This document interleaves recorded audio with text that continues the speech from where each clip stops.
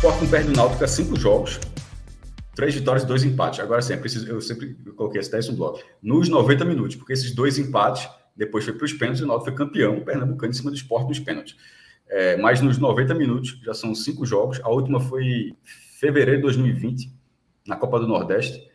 E na história, eu já falei isso, passar aqui rapidamente, são agora 559 jogos, esse levantamento feito lá na gênese dele, né, por Carlos Celso Cordeiro.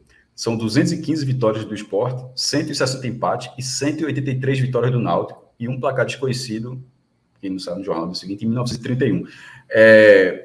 Bem, nesse ano já são 2 vitórias, as 2 de virada, com cenários bem diferentes, porque naquela primeira eu acho que o Sport tinha uma possibilidade maior, mas acabou o Náutico fazendo 1-0, o Sport teve que se esforçar bastante, mas era um Sport melhor do que esse.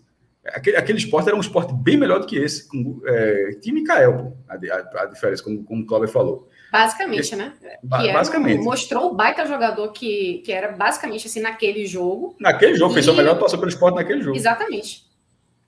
Mas assim como você fala, a questão da freguesia, assim, esses times podem se enfrentar no mata-mata, de repente não dá o troco, mas hoje, nesse jogo específico, é difícil um torcedor do Sport não pegar esse jogo e tirar uma onda do rival, ou o próprio torcedor do Náutico lá no fundo pensar assim, porra, meu irmão, tipo, se fosse com o Santos, esse gol não saía.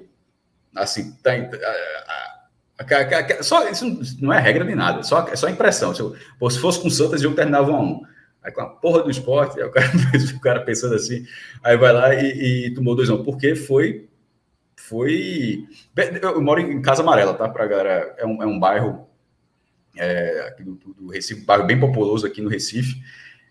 E assim, foguetório, pô, quando saiu o gol do Sport. Foguetório. A galera vibrando nos apartamentos, nas suas casas, e depois, bom, estourando para todo lado. A sensação da arquibancada era que, tipo, se o jogo fosse contra o Retrô Afogados, nós tinha matado o jogo com 4-0 no primeiro tempo. Mas foi clássico. Assim, foi contra o Sport, mas poderia ter sido contra o Santa também, porque a gente sabe que clássico acontece. Acontece disso. Claro. Mas se fosse um maior contra o menor, o cara dizia, pô, dava para ter ganho tranquilamente. Agora, obviamente, com o histórico, o torcedor do Sport, principalmente, olha, paternidade e pronto. E com razão, completa razão, viu? Não tiro um milímetro da razão.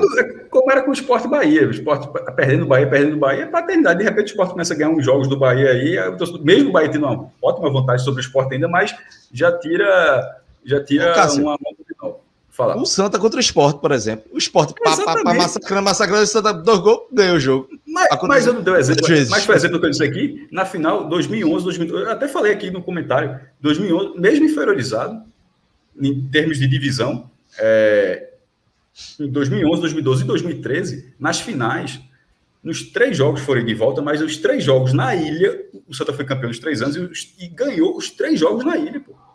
Assim, não teve nem empate, o Santa ganhou 2-0 em 2011, 3-2 em 2012, que foi a volta, e o Sport jogava pelo empate, e 2-0 em 2013, quando foi a volta, e o Santa foi campeão. E o melhor time que eu acho que foi 2013, que eu acho que foi o que jogava mais futebol. Mas foi pressão todos os outros jogos, né? Exatamente.